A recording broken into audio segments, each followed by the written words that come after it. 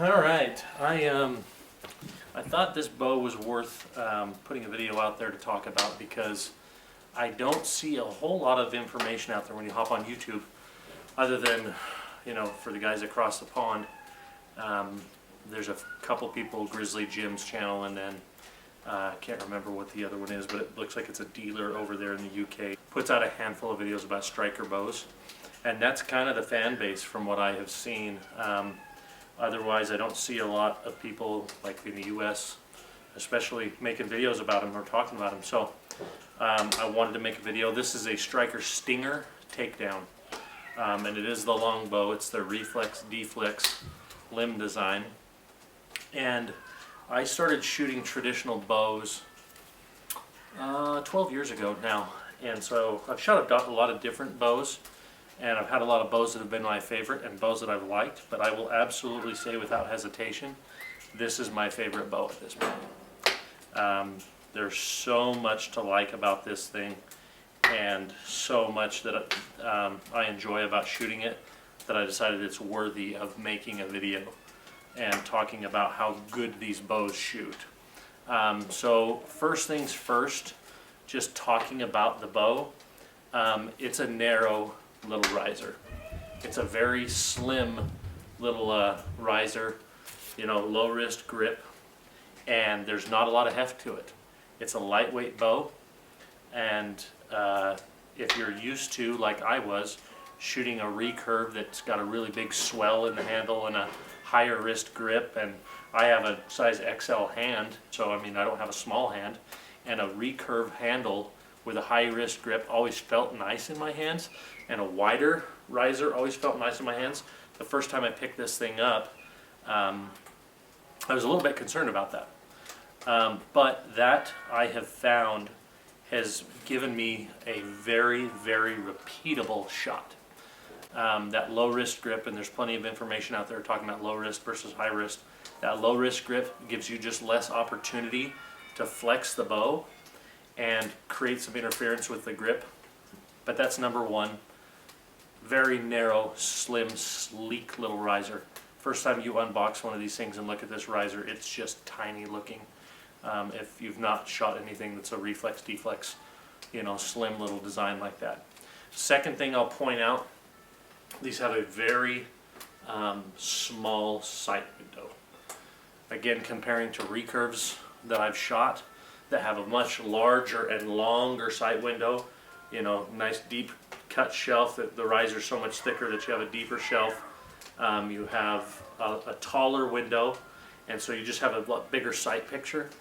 That initially was another thing that just caught me off guard with this, is when you draw this bow back, there's just a tiny little sight picture there, and that took me just a little while to get used to. And then third thing about this bow that I absolutely love, Reflex Deflex limbs. Man, love them. Love them. They're so smooth. They are so smooth and so quiet. Going to a 60-inch bow, recurve versus Reflex Deflex is smoother. There's just no getting around it. The fact that you're not curling those limb tips back like you are in a recurve, that just makes it, I don't know if I want to say stack, but it just does not draw as smooth throughout the draw cycle. Those Reflex Deflex limbs, you know, it's a hybrid design that's trying to give you some of the performance of that curl of the limb tip while maintaining that smoother drawing profile. There's just no getting around how smooth one of these things draws. So I guess that's probably number 3 that I love about this bow. Number 4, the design.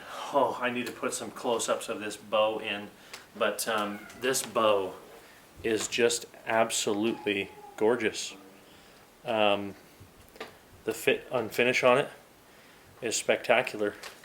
I've dropped it hunting a couple times, just enough to kind of scuff these limb bolts up and then the bevels that they sit in. But I mean, the styling on this thing is just absolutely phenomenal. Beautiful limbs. The limb tips are gorgeous. They're sleek and slender. They're actually backed on the belly and the face of the bow. They have backing on both sides.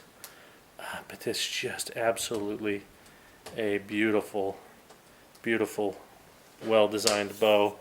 This one, don't know if the camera's going to pick it up. It's marked as 46 at 28.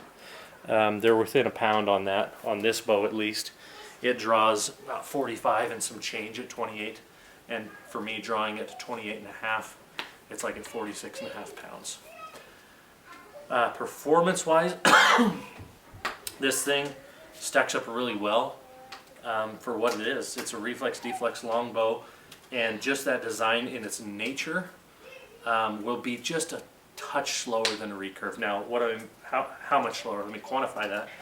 I recently was shooting a striker recurve that was 4 pounds heavier than this. So it was just 51 pounds at my draw length, so it had a 4 pound advantage, and it had recurve limb tips versus these reflex deflex tips. That bow with the same arrow netted another 8 to 10 feet per second. Okay, so you can reasonably assume that if it was 8 to 10 feet per second faster, half of that was due to the extra 4 pounds of draw weight, and half of that was due to the limb tip design. Because if I compare grains per pound, if I match arrows that way and say, well, with a 12 grain per pound or 10 grain per pound arrow, what does this do versus that bow?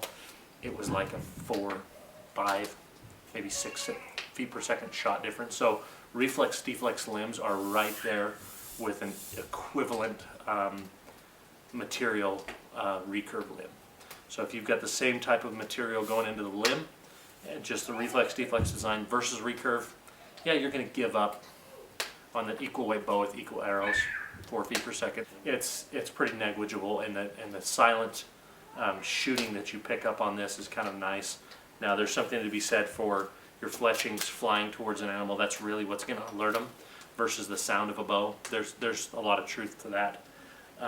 But if you can give yourself that advantage of having a little bit softer sounding release and thump from the bow, yeah, maybe you're giving yourself a little bit of an advantage. But I think what I'll do is just take some pictures of this thing without the quiver on it, and let you get some close-up looks at it. And that's so light. Holy crap. That bow is so light. I've got some grizzly sticks that I'm shooting out of it now. These are a full-length 400 spine grizzly stick, thin diameter taper arrow. So you can see that they've got some pretty good front of center. They're running around 23% front of center with this 175 grain field point on them. And I shoot some single bevel grizzly broadheads on them. That's what I'm going to be shooting, at least. I've got some Woodsmans, some 3-blades, and I got the single bevel grizzlies now too, as well as a double bevel grizzly. They're all 175 grains. But anyways, back to the bow. So sleek, so slender. I mean, just feather light. That is something to get used to. If you're used to shooting a bow that's got some heft to the riser to stabilize it, that takes a little bit of getting used to. But I'll tell you what, this bow, it's just so accurate, and that's, you know, due to a couple of things. One, I've been shooting these things for a while now, so I kind of know how to shoot and I know how to be consistent. But man, it just has really hit home, the accuracy and the performance. It's just the most consistent bow I've ever shot, and I'm attributing that to this slim little riser that you just cannot really screw much up with your hand placement on it. I mean, it's super repeatable, right? At low risk grip. Reflex deflex limb design.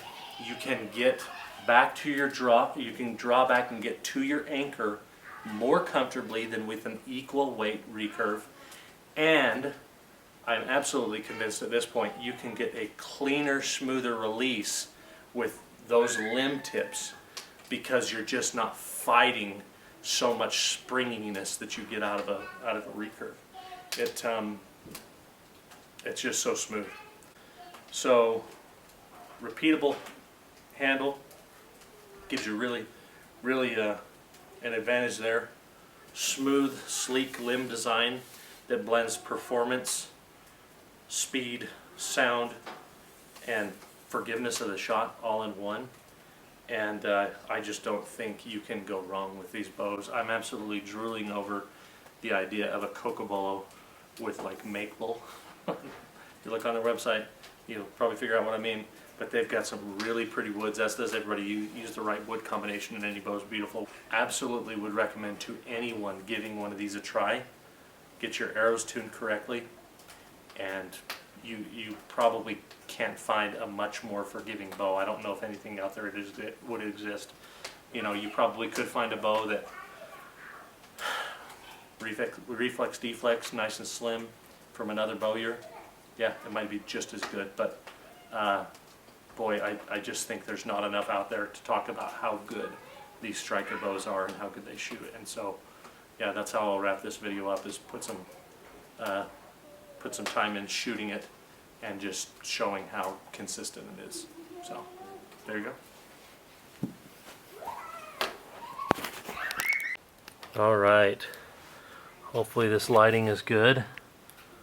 If you unbox one of these, you've got that nice little stinger, and they have their fastback too. I have not shot a fastback, but these are just sleek. I mean, look at my hand compared to that thing. Right, I think they're a 14-inch riser. They're just little, and laminate camo. Man, whether it's on a rifle or a bow, I'm always a sucker for a camo laminate design. Just a sleek, slender little riser. I absolutely love these lime green accents, and I want to say it's cocobolo. Actually, no, it's probably Bacardi. It's probably Bacardi that's on these laminations. And then you got the cross grain camo leading up to your sleek and slender limb tips. There's all your specs, whether you can see them accurately. It's a 46 pound at 28 inches. Anyway, there you go. Alright, here comes 10 grains per pound on this arrow.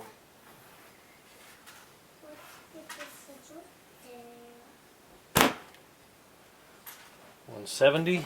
What you doing? 171. Alright, this one's 11 grains per pound. Okay. Well, some sort of error there. 163. 164. 162. And one more.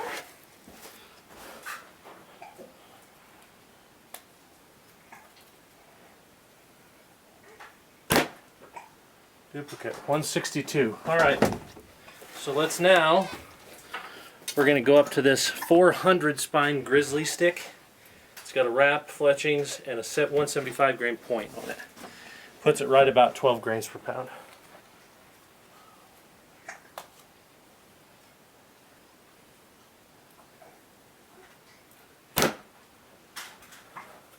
$159. 158, 161, error. We'll shoot one more and see if we can get a read. 158, error.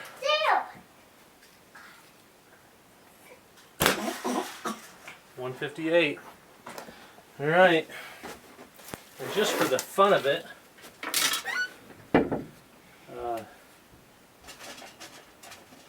these grizzly sticks are for another bow, but these are a, I want to say 595 grain arrow. Let's just see what it does with those.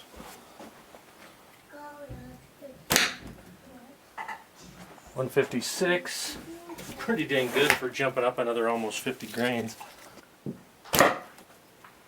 156. Oh, error. 156, that's pretty dang consistent. So I'm going to have to double check on the math. on how many grains per pound that arrow is. That one's pretty similar, around 22-23% front of center, but it's about 50 grains heavier than what I shoot out of this bow. And yeah, and then I just need to take a few shots at it at a real target at normal distance and just show how consistent this thing is.